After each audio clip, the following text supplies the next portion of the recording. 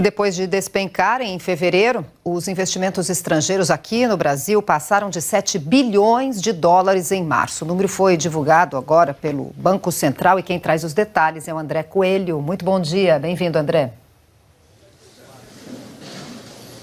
Oi, Beth, muito bom dia para você, bom dia a todos. Pois é, a gente viu um resultado, uma perda de ritmo agora no mês de fevereiro e uma recuperação dos investimentos de fora aqui no Brasil agora no mês de março. Números divulgados agora há pouco, vamos ver o destaque na tela. A gente observa que a gente começou o ano, em janeiro, com 6 bilhões e 900 milhões de dólares injetados de fora aqui na economia do país. Houve uma retração, então, no mês de fevereiro e agora entraram mais de 7 bilhões e 700 milhões de dólares na economia, uma recuperação de um mês para o outro e também uma recuperação na comparação com o mesmo período do ano passado.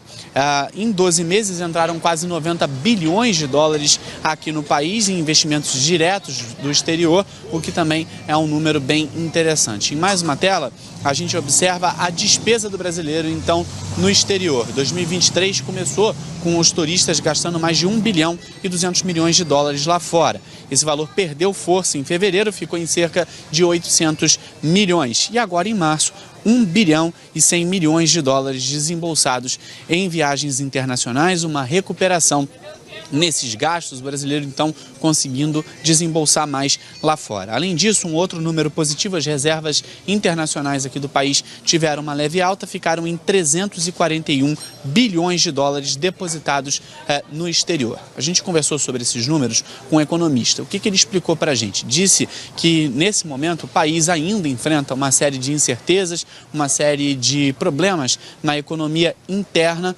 mas se compararmos com outros países, o país ainda é um bom alvo de investimentos.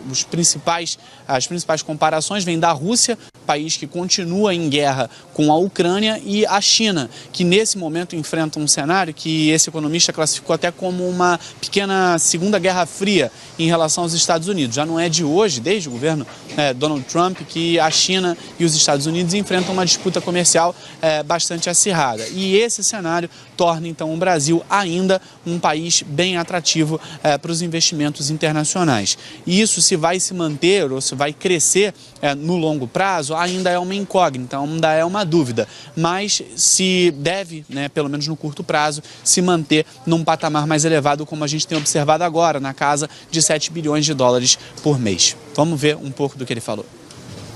Às vezes, nós brasileiros, quando estamos aqui no país e estamos mergulhados nos nossos próprios problemas, todo santo dia, os brasileiros que querem podem acessar um jornal, podem ler notícias, podem saber o que está acontecendo no seu país, e a gente vê muita notícia negativa. Só que a gente perde um pouco essa referência do que o Brasil é em relação a outras opções de investimentos que o gringo tem, que o americano, que o europeu, enfim, tem de opção. E nessa comparação lateral, ainda que nós tenhamos os nossos problemas, eu tenderia a dizer que para o olhar de um investidor estrangeiro, a gente é ainda assim um